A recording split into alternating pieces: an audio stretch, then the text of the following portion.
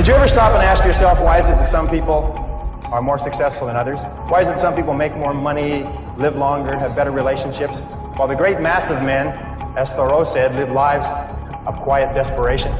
साल था 2020 जब मैं 10वीं क्लास में था। उस समय मेरा कोई पर्पस नहीं था, बस एक ही गोल था। वो भी क्या कि शिद्दत के साथ पढूं और जितना हो सके 10th में अच्छे से अच्छे मार्क्स लाऊं और ज़्यादा से ज़्यादा लाऊं। और ये चीज़ मैं बहुत ही अच्छे से कर रहा था। अपने स्कूल में मैं टॉप किया करता था।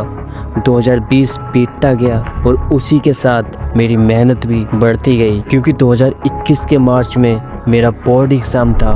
जैसे जैसे मेरा बोर्ड एग्ज़ाम करीब आता गया, वैसे वैसे मैंने एक चीज़ नोटिस करना शुरू किया कि हर एक दूसरा इंसान मुझसे बस यही पूछ रहा था कि और आगे क्या करोगे, लाइफ में कुछ करना है या नहीं, क्या बनना चाहते हो लाइफ में। और अब मैं एक तरफ अपनी बोर्ड एग्ज़ाम के लिए जमकर मेहनत कर रहा था और दूसरी तरफ ये क्वेश्चन भी मेरे दिमाग में घूमने लगा कि बात तो ये लोग सही कह रहे हैं कि आखिर मैं आगे करूँगा क्या, पर इस सवाल का जवाब आखिर मैं कैसे देता, क्योंकि अब तक तो मुझे बस यही बताया गया था कि अच्छे से पढ़ो, 10th और 12th में अच्छे मार्क्स लेके आओ, फिर लाइफ बहुत आसान हो जाएगी। और मैं उसी चीज़ के लिए मेहनत भी कर रहा था, और वो भी एक ऐसा सवाल जिसका जवाब मेरी पूरी ज़िंदगी को इम्पैक्ट करने वाला था।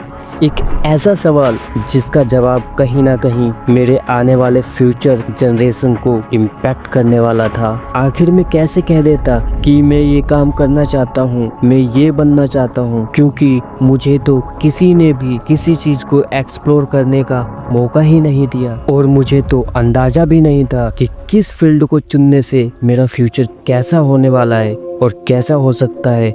जब मुझे कुछ भी समझ नहीं आ रहा था तो मैंने अपने आसपास के लोगों से पूछना शुरू किया। किसी ने सजेस्ट किया कि इंजीनियरिंग कर लो, तो किसी ने कहा कि पढ़ने में अच्छे हो तो मेडिकल फील्ड में चले जाओ, और किसी ने सजेस्ट किया कि अगर हाइट अच्छी है तो डिफेंस बेस्ट रहेगा तुम्हारे लिए। अब मेरे पास अपनी आने वाली ज़िंदगी के लिए बस ये 3 चॉइसेस ही थी। मैंने डिसाइड किया कि 10th के बाद मुझे साइंस लेकर इंजीनियरिंग करनी है, पर उस वक्त मैं ये बिल्कुल ही रियलाइज़ नहीं कर पा रहा था कि जिन लोगों ने मुझे ये 3 फील्ड सजेस्ट किए हैं वह सारे के सारे खुद एक मीनिंगलेस लाइफ जी रहे हैं। Said the path to happiness was success. So I searched for that ideal job and that beautiful apartment. But instead of ever feeling fulfilled, I felt anxious and adrift. And I wasn't alone. My friends, they struggled with this too.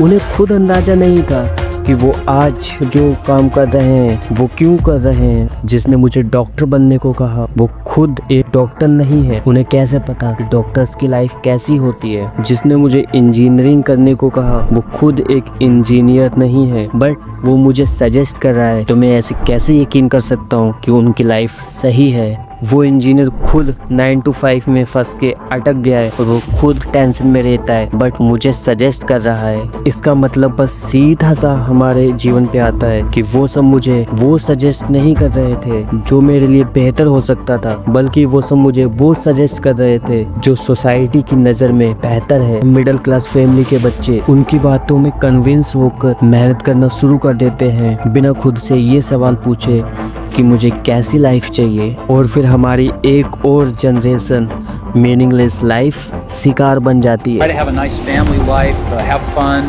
save a little money, but life, that's a very limited life. Life can be much broader once you discover one simple fact, and that is everything around you that you call life was made up by people that were no smarter than you. But luckily मेरे अंदर एक आवाज़ आ रही थी जो मैं बाकियों की तरह दबाना नहीं चाहता था। मैं अपने खानदान का पहला लड़का था जिसे अच्छे स्कूल में जाने का मौका मिला था। पापा चाहते थे कि मैं अच्छे से पढ़ लिख कर किसी अच्छी कंपनी में जॉब करूं, और जितनी तकलीफ वो उठा रहे हैं अपनी ज़िंदगी में वो तकलीफ मुझे आगे झेलनी ना पड़े। पर एक रात पापा के साथ डिस्कशन हो रहा था कि 10th के बाद मुझे क्या करना चाहिए, और मैंने किसी ना किसी तरह से हिम्मत करके पापा से बोला कि पापा मुझे लगता है कि मैं इस चीज़ के लिए नहीं बना हूँ, मुझे ये जॉब वॉब नहीं करनी, मैं खुद के दम पर कुछ बड़ा करना चाहता हूँ, एक ऐसी लाइफ जीना चाहता हूँ जो बाकियों को इंस्पायर करे। मैं ये बोल ही रहा था कि पापा गुस्सा हो गए और उन्होंने मुझे बहुत ही डांट लगाई और अनाप शनाप बोलने लगे। मैं चाहता हूँ कि तुम एक अच्छी सी जॉब करो और अच्छी सी ज़िंदगी गुजारो। अपने पापा की आवाज़ सुनकर मैं खुद को रोने से रोक नहीं पाया और उसी तरह रोते रोते मैं सो गया। और उस रात मैंने अपनी अंदर की आवाज़ को हमेशा के लिए दबाने का फैसला किया। पर किसी ने सही ही कहा है कि जो चीज़ तुम्हारे दिल और दिमाग में बस जाती है ना, उसे भुलाना मुमकिन ही नहीं, नामुमकिन होता है। मेरे साथ भी वही हो रहा था। मैं चाहकर भी अपनी अंदर की आवाज़ को दबा नहीं सका। और फिर मैंने 15 मई 2021 की वो रात मैंने एक पेन और कॉपी लेकर वीडियो बनाना स्टार्ट किया और लगभग रात के 2 बजे यूट्यूब पर मेरी पहली वीडियो अपलोड हो गई। मैं पूरे दिन इसी में लगा रहता, कभी टॉपिक को अच्छे से पढ़ता, तो कभी वीडियो के लिए नोट्स बनाता, तो कभी शूट करता और कभी कभी पूरा दिन वीडियो एडिटिंग में निकाल देता। पर मेरे इस डिसीजन से कोई खुश नहीं था, लेकिन मैं बहुत खुश था।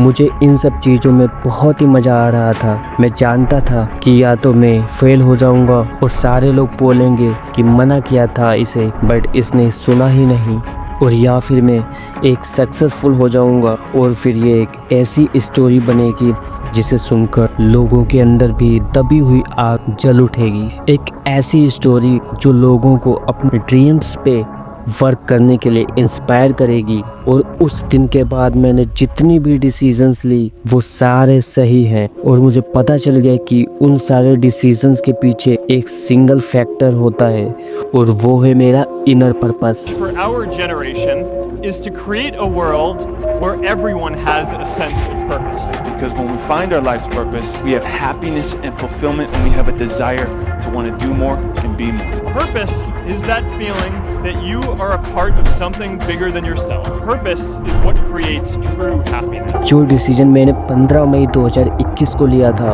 वो डिसीजन मुझे किसी ने सजेस्ट नहीं किया था, बल्कि वो डिसीजन बेस्ट था।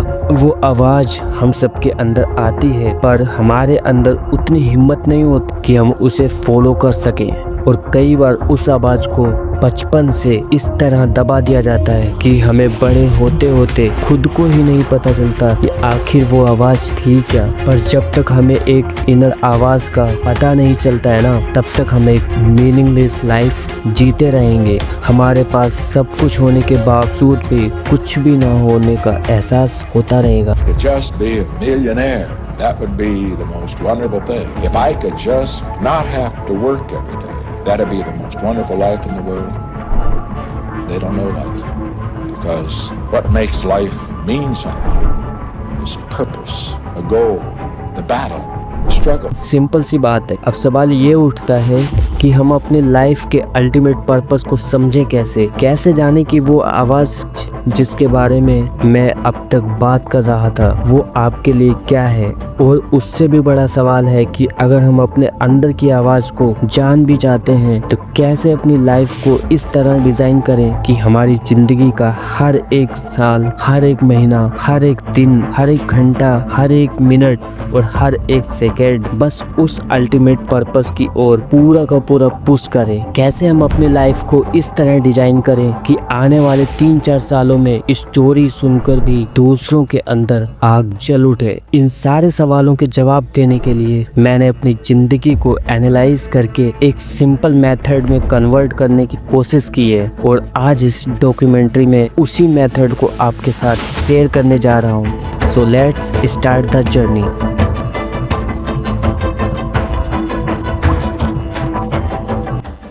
Vision of what your future is going to look like. I think you should look for the job that you would want to hold if you didn't need a job. There have to be reasons that you get up in the morning and you want to live. Like, why do you want to live? What's the point? What? Two most important days of our life are the day we find out why and the day we were born.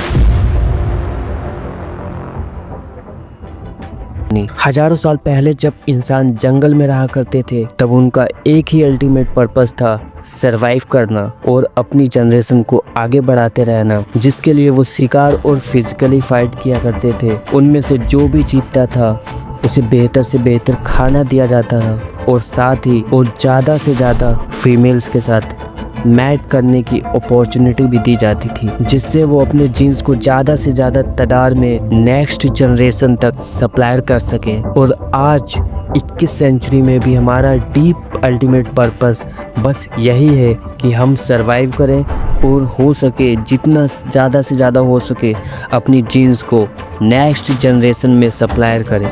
लेकिन अब game में rules बदल गए हैं। अब आपको शिकार या फिजिकली फाइट नहीं करनी है बल्कि आपको मेंटल फाइट करनी है।